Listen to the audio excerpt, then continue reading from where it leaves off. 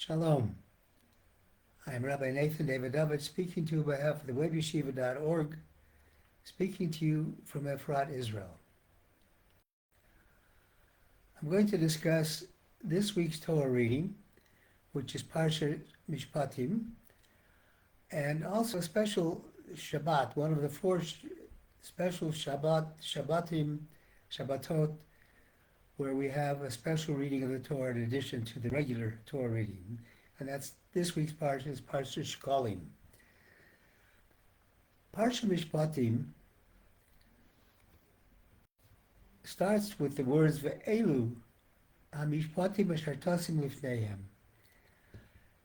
The word Ve'elu means these are the commandments, these are the statutes that you should put before them.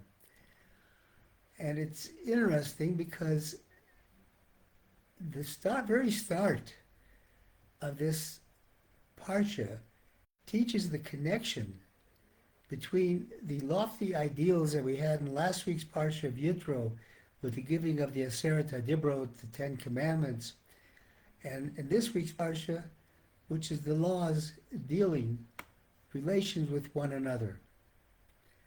And it's a stark contrast, and it teaches us how we have to relate to one another, how human beings must react and interact with each other.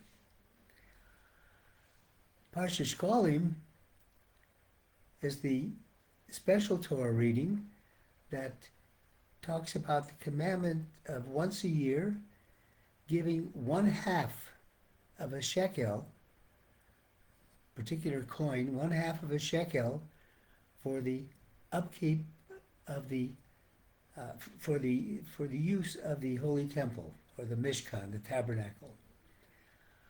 And we'll talk about why only 1/2 a shekel and why that commandment. But first, let's go back to the beginning.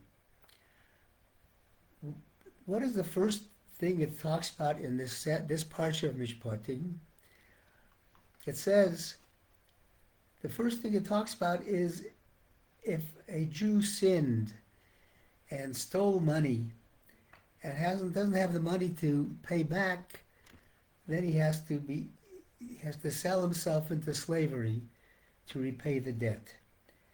And the Torah talks about how you have to treat a slave. The whole Parsha of Mishpatim talks about various kinds of monetary damages if you damage somebody's property, if you take a loan from somebody, if you take collateral for a loan.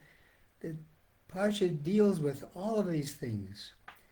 And the connection is a very important connection between this and last week's Torah reading.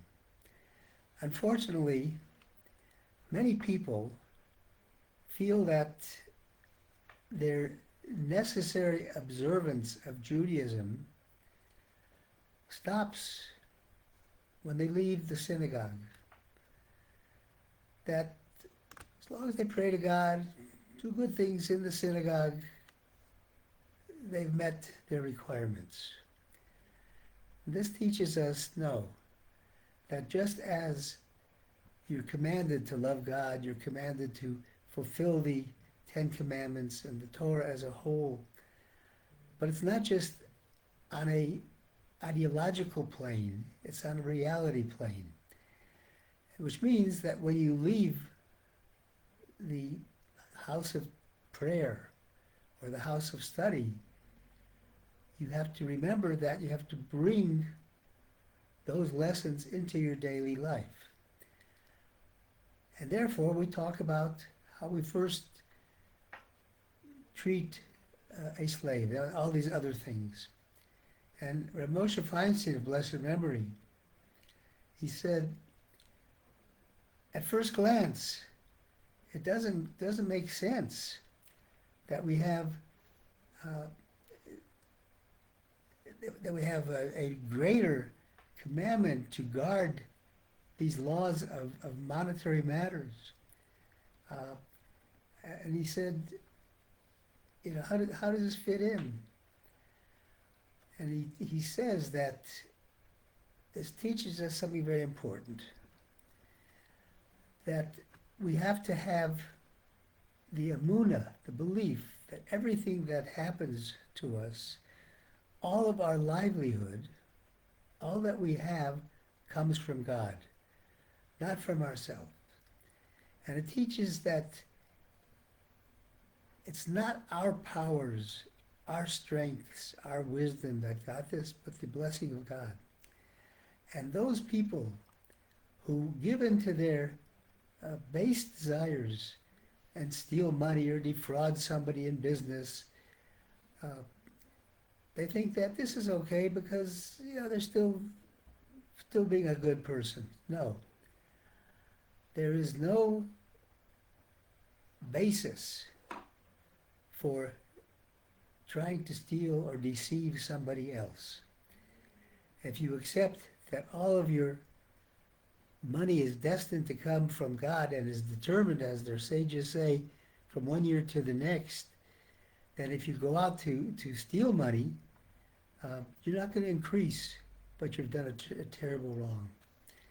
The Torah also tells a very interesting thing. There's, in this Parsha, it says if you see the ox of your enemy, the donkey of your enemy rather, falling down from its burden, you have to stop and help your enemy get the donkey up.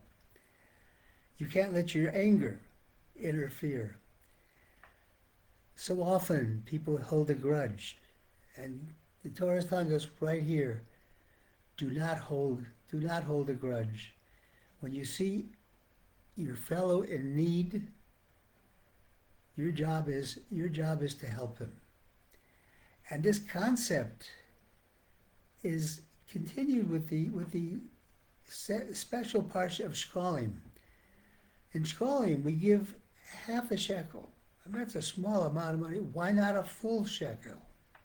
There are many, many interpretations, but one of them is that it shows that we cannot be complete without somebody else. We alone are a part of the rest of the world, the rest of the people around us, and we cannot live as isolated life and not be concerned with somebody else. Therefore, you have to each give a half shekel, they make a whole. That completes us. There's another interesting commentary that about why half a shekel. So often we think, why should I bother trying to do these commandments? Why should I bother to do bad? I can't really do it. Why should I try to study Torah? I don't have a head for it. I'm not going to get it. So what does it pay me? And that's, of course, the Yetzer Hara, the negative influences tell you that. What Machzis Shekel tells us is that all God wants from us is to try. We don't have to complete the job. Even if we get only part of the way, that's good enough. That's half of a shekel. Half a shekel, God will consider it as if a full shekel. And the Torah tells us, and the sages tell us, if we want to improve ourselves, all we have to do is start and try to do it, and then God will help us from above. I mentioned Rabbi Moshe Feinstein a moment ago. He also said a very beautiful thing. When a child starts studying the Gemara, the Talmud, they begin with the Mishnah in the tractate Bava Metzia, which talks about the relations between one person and another. Two people find an article, they try to decide who it belongs to, various other things. And he says the reason for that, he says, you cannot have a connection with God without first having a connection with human beings. And that is the message that we learn from this Parsha, that the matters which may seem mundane, monetary matters, you have to be careful with, just as you're careful with every other aspect of fulfilling the Torah life. Thank you for listening on behalf of the Web Yeshiva. I wish everybody a wonderful Shabbat, and we should all learn to live closer with each other and to always help each other.